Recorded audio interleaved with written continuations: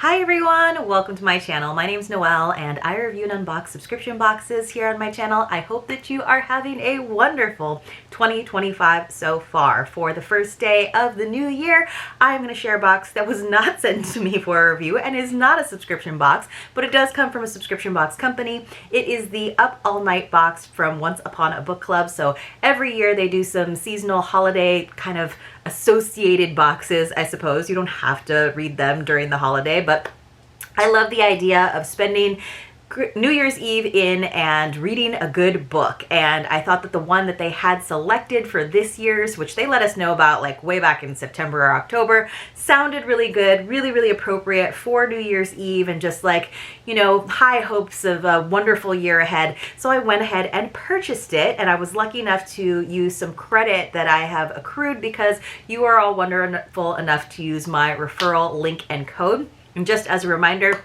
my referral code has changed. It was one thing for a really long time, but it is now HiNoel10, and that'll save you 10%. Now, we have also decided that we're going to use a Once Upon a Book Club one-time box for our first book of the year for our book club. So if you are interested in participating in that quarterly book club that we run through the Nobot Nook, which is our private Facebook group, definitely go check that out. Make sure if you are trying to become a member of that group that you answer all of the membership questions, because otherwise it will just automatically decline you. Now, this is the Up All Night box. So very fun, always has that sort of bookish design. I actually love this like light slate gray blue color. I kind of wish that they would switch for the adult boxes from the hot pink to this, because I just think it looks more adult, shall we say. But this was a little bit more than the regular monthly boxes, which I believe are $59.99. This was actually, I think it was less. I think it was on pre-sale for $54.99 because it included a couple of like New Year's Eve things as well as the book, and then 3 gifts. But yeah, I think I got it on sale for like $54.99, but I'll have to double check for you, and I'll note it in the description box below, as I will also put my code down there for you too if you're looking to shop, because sometimes they have one-time boxes. Even if it's past the holiday, they might have them available. So inside, we had all of the items that you have in a normal monthly box, and those are not sent to me for a review either, but I do love this box. It was one of the first book boxes that I started getting for the channel, and it really got me back into reading. I was an English major in college. I was an English major into grad school too, essentially, but because of that, I had lost some of the joy of reading for fun, and these book boxes where you get to open up gifts along the way really kind of ignited that fire again for me. Now, I did not obviously read this on New Year's Eve. I did read it on the 29th, I believe. My husband was actually up sick a little bit, so I was like, well, you know what? I guess I'll do my New Year's Eve reading.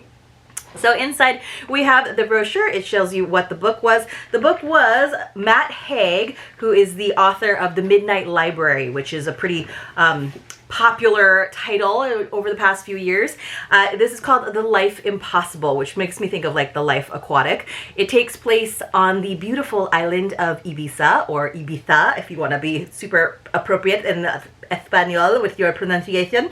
So it is on the beautiful island of Ibiza, which I have had the opportunity to visit, especially the nature, the beautiful side that I think they're talking about a lot of in this book. So it was delightful. It was a perfect read for the New Year's holiday. Inside we have, instead of the author's interview, because I have a feeling Matt Haig might be just a little bit too big to get an exclusive interview, we have a ton of discussion questions. So I'm kind of hoping that we get some of that for our book club for the next time. We also got a Spotify playlist because there is a lot of music. You know, Ibiza is definitely known for its nightclubs, but also just like the vibe of like music and living life to the fullest. So they gave us a playlist inspired by the book. And they also gave us a recipe on the back for Spanish paella. And this is where a lot of recipes, crossword puzzles, just articles on topics that have some relation to the book. That's what usually is on that back-facing page. We also got our art print. This time around, it's meant to look like a postcard. So there's that one. That's usually is where we have a letter from the author. Excuse me. The quote on the other side is what we usually have. It says, "I want you to let go of your past and live. You need to do this for the good of everything." So really pretty, cute, fun, tropical colors, very islandy colors. So instead of that author letter this time around, we got another art print, which you could have on like your travel wall or something. We also, of course, got the same quote on our included bookmark. And then we have our collectible sticker, which Once Upon a Book Club started doing a little while ago. So there's all kinds of things that they have in their shop, like water bottles, posters, where you can collect the stickers that go along with all of your reads from Once Upon a Book Club, which I think is kind of a cool thing for them to include. So we did get a nice hardcover, which is not always the case with Once Upon a Book Club. We did, like I said, we got 3 gifts, which is kind of normal. And then we also got 2 extras. So one was something that I wasn't like super thrilled about because I probably won't use it. I've gotten them in past Up All Night boxes because I have gotten the New Year's Eve box a couple of times before. It says, "The world is yours for the reading." It's a champagne flute. And I don't know if it actually says, they usually include a champagne flute in this box. I don't know if it has the date on it. That would be like kind of a bummer, honestly, in my mind. Oh no, it doesn't. So it just says, "The world is yours for reading." But it is in that sort of like sticker format that I find usually falls off after a couple of dishwasher washes. Maybe it's a little bit better. Maybe the heat sealant on it is better. It looks a little like cloudy, so it needs a good wash. So I guess I'll have to put that to the test. But I think that is cute if you're staying at home.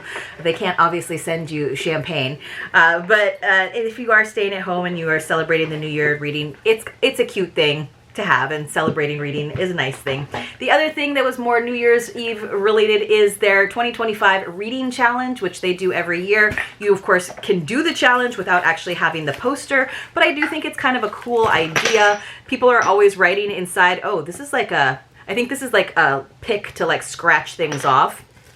People are always writing in the Once Upon a Book Club Facebook group about, you know, what's a good title to check this one off. So it's very stiff. So yeah, it does have the little, whew, I try not to bend my poster. That's the one thing about posters, man. Even when my husband and I go get posters framed, you always try not to crease them. So it's a 40-book reading challenge. And so there's things like a book with multiple authors, and you write the title and the date you finished it, and then you get to scratch off that little square.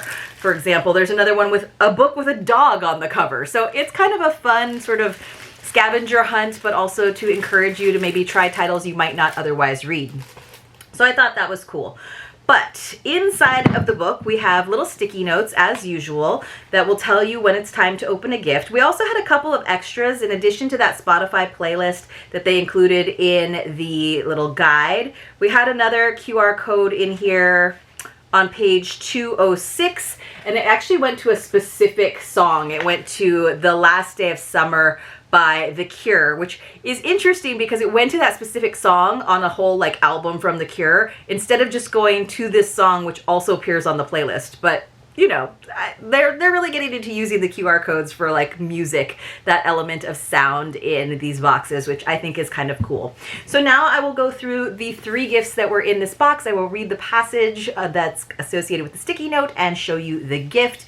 And then I don't have an author's note to read, but I will do my best to tell you about it. So let's see, I'll read the blurb first. So it says, when retired math teacher Grace Winters is left a run-down house on a Mediterranean island by a long-lost friend, curiosity gets the better of her. She arrives in Ibiza with a one-way ticket, no guidebook, and no plan.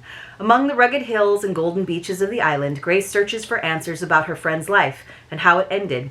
What she uncovers is stranger than she could have dreamed. But to dive into this impossible truth, Grace must first come to terms with her past. Filled with wonder and wild adventure, this is a story of hope and the life-changing power of a new beginning. So it is very like deep ideas, but it also has a fantastical element to it, much like the Midnight Library, which is something that I usually shy away from, but he does it in a way, the author does it in a way that is willing suspension of disbelief, right? So there are aliens in here. There are like supernatural powers in here. There are lobsters escaping from aquariums and walking across the road. So it gets a little wacky at times, you know. Grace, she's an older woman, and she uses her newly found powers to win a couple of hands of poker. I mean, it's fun. There's some environmental messages in it, but there's a lot of just like live life to the fullest messages, and not to be so hard on yourself kind of messages, which I think is a great thing to read going into the new year. So it was very appropriate in that way. But let's see what we had on page 39 was our first one. 39, so just had a little itty bitty sticky note. And let me see if I can remember it. Really, really pretty like wrapping paper on this one. I thought that was cool. It looks like an Aloha shirt almost. So let's see. She gets to the home, which is in Ibiza. Like, it is also like a story. It's the woman who leaves the house to her. It's like they haven't spoken in years, like years. And it almost like reminds you like, be nice to people, because you never know like what little gesture is going to change their lives and also like change your life later on. So it says, she's looking at the bookshelves. A guide to the flora and fauna of the Balearic Islands, a couple of Agatha Christie's. She had a classic that I had read and loved when I was young, The Count of Monte Cristo by Alexandre Dumas. Have you ever read The Count of Monte Cristo? You really should. So this is a math teacher that's writing to a student who had reached out to her. So all of this has happened, and she's telling this story of going to Ibiza. You really should. It's the best book I've ever read. It is about revenge and forgiveness, and it includes a prison escape. I've always loved a good prison escape. As a teen, I read all of Dumas, as well as Frankenstein and the Adventures of Sherlock Holmes, you know, proper stories. There was also Zorba the Greek, not in Greek, and the poems of Cavafy, this time in Greek. In Spanish, she had more poems, Pablo Neruda, and a Carlos Ruiz Zafón, and a well-thumbed Isabel Allende. So I should be reading it in a British accent because Grace is actually British, but I didn't. So she's writing to her student, and she's basically giving him some life advice in telling this chapter of her life. So page 39. I actually thought this was a pretty cool gift. This is something that I've like always wanted. It did remind me of the book safe that we got recently. I think it was Moby Dick. So this is a hollow book storage box that you can store treasures in. So they have a lot of the items for Once Upon a Book Club boxes made. It's not like the most realistic one. Actually, the edges, the gold edges are very realistic, but the book itself is very much printed cardboard, but I guess if you had it on your shelf, it would look pretty good. I've always wanted to make one of these myself out of like a old book that I found in like at a thrift store, although I have that, like, I feel bad cutting pages or ripping out pages of a book for decor. But you can see it's like, it just has that like kind of shiny finish where it's obviously been printed. It's obviously not a real book. It might not stand out so much on your bookshelf if you have it next to a bunch of other things or a bunch of other classics. But I did think they did a really nice job with the inside of it, because inside they actually have that first page where it looks like it's been cut out and a beautiful watercolor on the bottom. So I was thinking I might just start keeping my little stickers and little extra ephemera, book-related ephemera in here. I thought that was really cute. So not the best version of something that I've always kind of wanted, because you see them in like spy movies and stuff, but a pretty good one for this box. And again, the box I think was like $5 less than a regular monthly box, and we got our regular 3 gifts plus a couple of extras, so that was really good. It may have been the price may have gone up after the pre-sale, but anyway, let's move on to the next one, which was on page 121.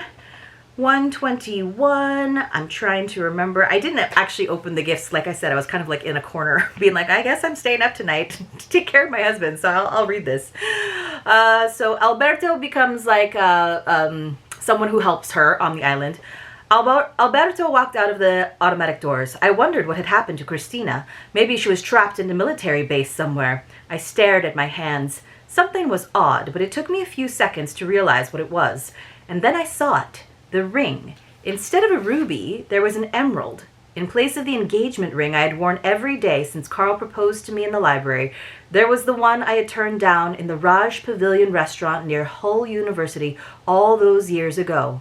The one I had seen on the impossible beach. So she does this thing where she can almost time travel, because she can get into the minds of other people, but she can also put herself into places in her past. So, but it almost seems like she's physically there. So, and she has a sad past.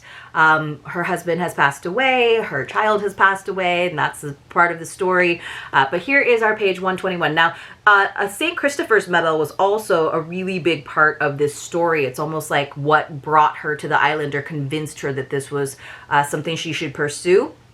because she had gifted it to the friend who then gifted her the house. And so I kept waiting for us to get a St. Christopher medal, but maybe they felt like that was too religious, even though that would have like made a lot of sense. But instead we got something that I'm usually not a huge fan of from Once Upon a Book Club, which is their fashion jewelry, just because of the price that they do. Like, it's never gonna be like really good fashion jewelry. So we got an emerald ring. You know, it's a nice deep dark green, would have been really fun to wear at Christmas time, but it's got kind of a rope edge, and then it's open, so it is adjustable. Oh, that's fun. It's a rope edge on one side and flat on the other side, so that's a little bit of styling. Interesting. Like, kind of looks like a mistake though, but I mean, this feels like plastic when you pick it up. It's, you know, it's not the greatest. It's one of those things where I'm usually like, I would rather them give us something else, just because they're never understandably going to be able to execute like quality fashion jewelry, I guess, in a box that is at this price point. It's not bad. It's not like the worst jewelry. Hashtag snake bracelet. Some of you will know what I'm talking about, but whenever Once Upon a Book Club jewelry comes up, I'm like, oh man. Like, whenever there's a story that has like jewelry that's like a big thing, I'm like, here we go. But I was kind of hoping for the St. Christopher medal, because I feel like that's something that doesn't have to look like a jewel, you know? Anyway, let's get on to our last one, and then I will share with you a passage that I thought was kind of interesting. It's a lot of like short little, very short, sometimes one-page chapters, and they all have a name to them. They're almost like prose poetry sometimes that goes together to make a narrative. So that was, let's see, our last one is on page 258, and then I want to come back to 206 if we have time. So 258 is just a few pages later, and we have a really fun box. So let's see. So when she arrived at the house, there was this glowing jar which she realized had seawater in it, and she kept pouring it out, but it kept kind of refilling itself. But where she poured it, beautiful magical things happened, because it's the power that lives in the ocean that came to Ibiza in the 19th century from another planet. I told you, it's a little out there. It doesn't seem like a book that I would read, but like, you kind of just roll with it, because there's enough of like reality in it and the topics that they're covering. You're like, all right, okay, there's a jar of seawater and plants that have been extinct grow from where the water was. Okay. It was 1 a.m. I awoke from my nap as alive as a puppy. Okay. The jar, I observed, was glowing like never before. The whole room was bright, the kind of brightness you normally would have to turn away from, but somehow I didn't need to. Granted, there was a lot of peril. Art Butler was still out there. We were all possibly in some kind of danger from a man who may not have been a man at all, because he also has powers, so they're wondering if he's like an alien. He's not an alien, by the way. He just has had an experience with the power that's in the ocean. But I'll tell you this, I can weather any external storm compared to that internal weather that fogs your whole view. And that fog had lifted now. I asked myself a rhetorical question. What could really be better than a home full of heart left to you by a distant friend on the most exciting island in the world? So, speaking of exciting, look at this amazing flamingo box. Again, Once Upon a Book Club, they do get an A+ on all of their packaging, right? So inside, we've got some more foam. We have a beautiful jar. So, and I like this one because they do often try to make it much like the actual box, so, or the book. So it actually has a label that says Once Upon a Book Club, and then it says Olivos del Sur, because it was supposed to be an olive jar, 700 milliliters, all the things. But this label, you can see, is already coming off. So what you are left with, maybe I can get it to come off nicely. I love that. It wasn't super stuck on there. Is this beautiful jar. I thought that was really nice. It's got this wood lid with a nice like gasket, so it's airtight, so you could put your own magical seawater in there. I thought that was a really cool gift. I don't know what I'll put in it. Maybe seashells, maybe rocks, maybe, I don't know, paper clips, change. But I thought it was really, really pretty and kind of has the vibe of like some, you know, Spanish island. I thought it was a pretty item. So that was my favorite item for sure out of everything. Kind of made up for the green fakey ring. But I wanted to read to you this one passage on page 206 that I thought was really interesting. It's called Islands Don't Exist. I had been an island, and yet now, thanks to Christina and La Presencia, I realize there are no islands. If you go far down enough, everything is connected. Ibiza and Lincoln are joined to the same earth. Our minds swell into each other like a million currents at sea. We merge, we converge. Everyone flows into everyone else without even realizing. Even cockroaches play their part. We aren't just a person. We aren't just a gender. We aren't just an age. We aren't just a nationality. We aren't even just a species. The walls between us are imaginary. The thoughts we have that are ours are gloriously unique, but also gloriously in the same continuing spectrum. Love, fear, grief, guilt, forgiveness. These are the standards in the repertoire. These are the cover versions we get to play. We think we are lonely because we are often blind to the connections, but to be alive is to be a life. To be life. We are life. The same ever-evolving life. We need each other. We are here for each other. The point of life is life, all life. We need to look after each other. And when it feels like we are truly, deeply alone, that is the moment when we most need to do something in order to remember how we connect. Anyway, I love that idea. I've used that imagery many times about how islands are all connected. So it really just struck a chord with me. And I think it's a good thing to remember that we are all connected as we move into this new year. Thank you all so much for being here. I will see you soon in my next unboxing.